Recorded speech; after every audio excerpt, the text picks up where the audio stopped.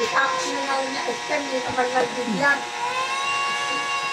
Nainitan sa pagligo, ngayon mag-ice cream. Bakit? Gusto mag-ice cream na eh, pagkatapos niya maligo. Oh, sus! Diyos ko, ayaw sa bed. Ulitin natin yan. Ulitin natin. No. Hold up. No wait. Ay, sus! Hold up. Hold up yan. Naantok na yun. Ay, may luha pa. Kasi ninyo ka nakikyan. Anak! Sobra-sobra ka naman. Parang kawawa naman yan.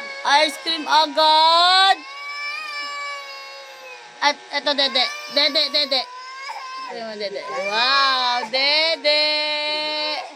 Dede. Ayaw.